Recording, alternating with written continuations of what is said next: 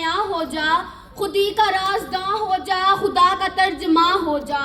ہوس نے کر دیا ٹکڑے ٹکڑے نوع انساں کو، اخوت کا بیاں ہو جا، محبت کی زباں ہو جا۔ صدر ذی وقار اور معزز مہمانان گرامی، السلام علیکم۔ میرا آج کا موضوع سخن ہے اخوت کا بیاں ہو جا، محبت کی زباں ہو جا۔ آج ملت اسلامیہ اپنے نازک ترین دور سے گزر رہی ہے۔ طاغوتی طاقتیں اپنے پورے لاؤ لشکر کے ساتھ اسے صفحہ ہستی سے حروف غلط کی طرح مٹا دینے کے لیے سب آراء ہو رہی ہیں۔ آج قوم رسول ہاشمی کے خلاف تعصبات کو ہوا دے کر ان کی ملی وحدت کے عظیم الشان کسر میں نقب لگانے کی سازشیں کی جا رہی ہیں۔ اے کرسی صدارت کی رونق، مسلم امہ کے زوال کی جو چند بڑی وجوہات ہیں، ان میں سب سے بڑی وجہ ان کا آپس میں متحد نہ ہونا ہے۔ قتل چھپتے تھے کبھی سنگ کی دیوار کے بیچ، قتل چھپتے تھے کبھی سنگ کی دیوار کے بیچ، اب تو کھلنے لگے مقتل بھرے بازار کے بیچ۔ سرخیاں امن کی تلقین میں مصروف ہیں، حرف بارود اگلتے رہے اخبار کے بیچ۔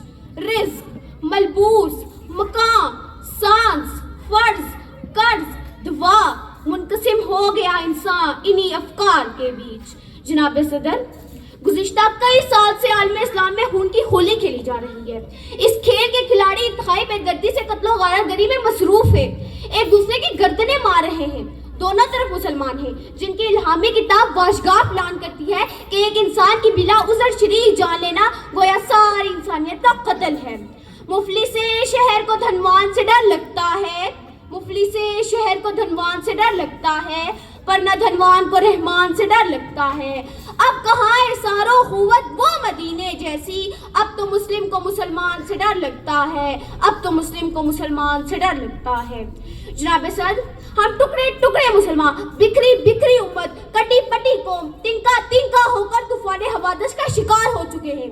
ہم جو کبھی راہ روانے قافلہ حجاز تھے، اب بھٹکے ہوئے آہوں کی طرح مارے مارے کیوں پھر رہے ہیں؟ ان سوالات کے جوابات کے لیے تاریخی عالم پر ایک اچٹتی ہوئی نگاہ تو ڈالیے۔ ہمیں یہ حقیقت روز روشن کی طرح یہاں نظر آئے گی کہ جو قومیں تشکک و افطرا کا شکار ہو گئی، ان کی عظمت کا سورج گہنا گیا، محکومی ان کے مقدر میں لکھ دی گئی اور زوال ان کا مقدر ٹھہرا۔ جناب صدر، میں تو 1947 سے سانس لیتا وہ انسان ہوں جس نے اس وطن کو بنتے دیکھا، تراشی ہوئی امیدوں کے چمن کو ڈھلتے دیکھا، ٹرینوں میں کٹتے دیکھا، ٹکڑوں میں بٹتے دیکھا، وفاق کی پرچموں کی مانند سروں کو لٹکتے دیکھا۔ وقت مگر میں نہیں بھاگا، نہ میرے اجداد بھاگے تھے۔ وقت بڑھتا گیا، غربت کا مرحلہ بڑھا، غریب کی بستیاں جلی اور امیر کا بنگلہ بڑھا۔ جو محنت کش کہلاتے تھے وہ خود کش قوم کہلا گئے، جو سومنات کے قاتل تھے وہ سونے سے بہلائے گئے۔ رہا قیمتوں سے آگاہ، میں نہیں بھاگا۔ میری اس قوم نے عیاش حکمرانوں کو جنتے دیکھا، میری ان گناہگار آنکھوں نے بنگلہ دیش کو بڑھتے دیکھا۔ بن گیا ڈھاکہ، میں نہیں بھاگا۔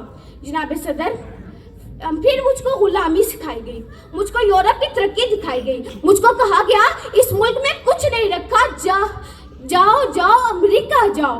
جناب صدر، فطرت کے تمام مذاہب ہمیں محبت و اخوت کا درس دیتے ہیں۔ اگر ہم ستاروں کو دیکھیں تو ستاروں کی وحدت شب کے اندھیرے کو چاک کر کے رکھ دیتی ہے۔ سنگریزوں کی وحدت سے کوسیار جنم لیتے ہیں، قطرے سے دریا، ذرے سے صحرا اور سورج سے کرن سے سورج کی تپش حاصل ہوتی ہے۔ اور ہم پاؤں کی ٹھوکر سے بھی یہ بات ثابت کر سکتے ہیں، اللہ سے ڈرنے والے کو باطل سے ڈرانا مشکل ہے۔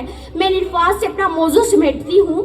یہ عظمت باطل دھوکہ ہے، یہ ہیبت کافر کچھ بھی نہیں، مٹی کے کھلونے ہیں سارے، یہ کفار کے لشکر کچھ بھی نہیں۔ اللہ سے ڈرنے والے کو باطل سے ڈرانا مشکل ہے۔ آپ سب کی سماعتوں کا بے حد شکریہ۔